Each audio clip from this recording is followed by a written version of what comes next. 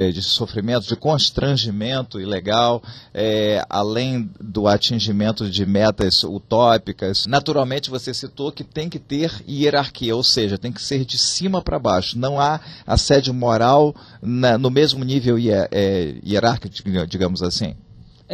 Normalmente ele ocorre nessa forma, né, vindo de cima para baixo, né? O assédio moral, e o que acontece hoje é que você fala assim, o assédio moral virou moda. Porque hoje as empresas elas estão num mundo globalizado, cada vez mais querendo alcançar lucratividade, e com isso eles fazem uma série vamos falar assim, usam uma série de artifícios para tentar alcançar, né, essa lucratividade, e com isso apertando o funcionário cada vez mais. E isso ocorre muito dentro das empresas terceirizadas, né? O assédio moral hoje, ele basicamente ele tem em todas as esferas, mas dentro das empresas terceirizadas, onde o serviço a relação de trabalho é mais precarizada, né, com salários menores, com condições de trabalho piores, o assédio moral ali é evidente.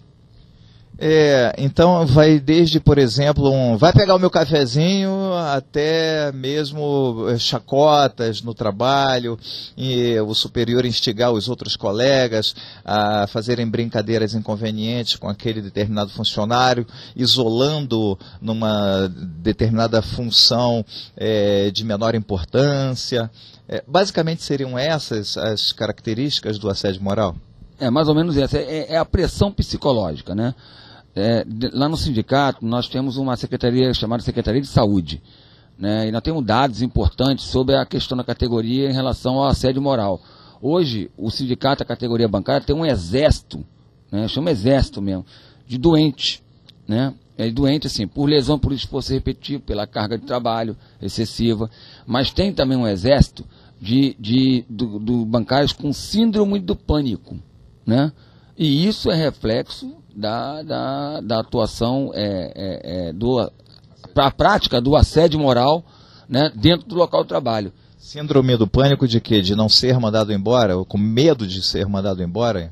É isso mesmo, com medo de ser o trabalhador ou a trabalhadora, né, tem sem emprego, precisa sem emprego para sustentar sua família, às vezes tem filhos, né, e aí todo dia ele vai para o local de trabalho não sabendo se vai voltar para casa, né? E isso ocorre também, eu estou citando aqui a questão da iniciativa privada, mas isso hoje dentro do setor público também é bastante característico, entendeu?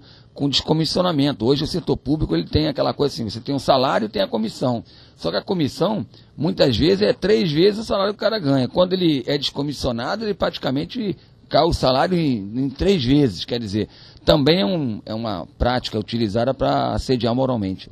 Então, além do salário dele, ele pode ganhar ainda aquele complemento chamado de função comissionada, né? Ou cargo em comissão. E aí, então, esse acréscimo que você está citando, muitas vezes é além do salário dele. E aí, se ele perder essa função comissionada, vai comprometer realmente o padrão de vida que ele tem com a sua família. Então, você está dizendo que na iniciativa pública, o chefe imediatamente, ou hierarquicamente superior, começa a assediá-lo moralmente, ameaçando de retirar aquela função comissionada dele, deixando simplesmente no vencimento básico, digamos assim. E essa perda salarial começa a gerar realmente instabilidade emocional, a ponto de também trazer para a iniciativa privada a síndrome do pânico? Perfeito, acho que você foi perfeito nessa sua avaliação. É isso mesmo, o assédio moral ele tem vários níveis, né? Então ele tem o nível, dentro do setor privado ele vem com a ameaça de demissão, né? E dentro do setor público hoje, por exemplo, estou falando da categoria bancária, ele vem com descomissionamento, né? E nas empresas terceirizadas aí nem se fala, né? Ela já vem apontando o assédio, desde o primeiro dia você já é assediado moralmente, porque você não tem, você faz um serviço que normalmente é o bancário que deveria fazer, o trabalhador bancário que deveria fazer, aí você vai lá, faz esse serviço, né? Aí você não recebe os benefícios que a categoria tem, você não recebe o salário que a categoria tem, E as condições de trabalho são, assim, altamente insalubres, né? Tem locais aí de subsolo, inclusive, nós já pegamos ali na Avenida Venezuela, aqui no centro do Rio de Janeiro, locais de subsolo, onde mínima condição de trabalho. Nós temos uma série de denúncias dentro do Ministério Público, né, sobre essa questão da terceirização dentro do sistema financeiro nacional. Não é à toa que nós temos hoje 1 milhão de trabalhadores no sistema financeiro nacional, mas apenas 400 mil são bancários. Os outros 600 mil trabalhadores trabalham em empresa terceirizada. E normalmente eu sempre falo o seguinte: a terceirização, hoje é para burlar a legislação trabalhista, né? Para reduzir os custos das folhas dos bancos, etc. e tal.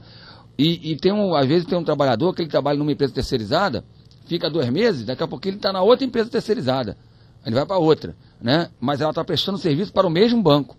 Então ele continua fazendo o mesmo serviço, mas nesse período já teve a relação de trabalho dele cortada, né, comprometida, e ele perde uma série de benefícios. Então, como a nossa avaliação, essa terceirização é para burlar a legislação trabalhista, burlar a CLT, né, e nós temos feito uma série de ações para tentar diminuir, né, e acabar com a terceirização dentro do sistema financeiro. Agora, você diz, ele tem que fazer aquela determinada tarefa. Quem é bancário? Porque muitas vezes a pessoa que desconhece, ela pensa que bancário é somente aquele caixa que tem o contato direto ali exterior com o público, né? Que chega a um determinado banco. E não, o bancário supostamente seria, ou deveria ser, todo mundo que de alguma forma trabalha dentro de um banco. Podem ser advogados, médicos, dentistas, arquitetos, inclusive o próprio caixa, não é verdade? Nossa avaliação trabalhou em banco, bancário né? É a frase que a gente usa, né? Então, mas na verdade o que ocorre hoje é que quando você entra dentro de uma unidade bancária, né, você pega ali os caixas, os gerentes, que são bancários. Você olhar, a parte de seguros não é bancário, né? A parte de segurança, que antigamente era internalizada dentro dos próprios bancos, porque aí tinha uma política de segurança, não são bancários, né? Você pegar a compensação de cheque, onde coloca em risco todo o sigilo bancário dos clientes, não são bancários, né? Não pensa que quem faz a compensação de cheque é a categoria bancária. Não é verdade. Quem faz a compensação de cheques hoje no Brasil são empresas terceirizadas. Você está falando muito de terceirização, né? Você citou 1 milhão de pessoas no sistema financeiro, apenas 400 mil, é isso? 400 mil são bancários. Essa diferença deveria ser preenchida por bancários. E, segundo você, não é preenchida. Vamos falar então de concurso público. Como é que uma pessoa ingressa no sistema financeiro? Ela pode ingressar como pela iniciativa privada ou via concurso público, se for uma sociedade de economia mista ou se for uma empresa pública. Existem algumas entidades, alguns órgãos, como por exemplo a Caixa Econômica Federal, o Banco do Brasil, o BNDES, que são empresas públicas e sociedades de economia mista que estão constantemente fazendo concurso público aqui no Brasil. E existe terceirização nessas empresas públicas, nessas sociedades de economia mista também? Muita, né? É uma luta histórica nossa pela realização do concurso público dentro dos bancos públicos, né? Caixa Econômica, você citou aí Caixa Econômica, Banco do Brasil e BNDES, e antes, né, tinha alguns bancos estaduais e outros bancos federais, né? Como o Banco do Nordeste, o Banco da Amazônia, né? Também, que nós sempre defendemos que sejam realizados concursos públicos. O problema é que antes desse governo Lula, o que tinha hoje dentro das empresas dos bancos públicos é que os bancos estavam sendo fatiados, né? O que eu falo isso? Por exemplo, da Caixa Econômica Federal. A Caixa Econômica Federal, ou uma série de setores da Caixa Econômica, tinha sido terceirizado, separado para ser terceirizado, né? E depois privatizada. Ela ia ser privatizada por fatias, né?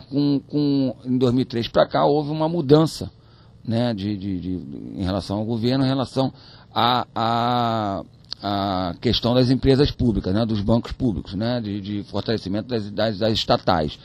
E aí nós começamos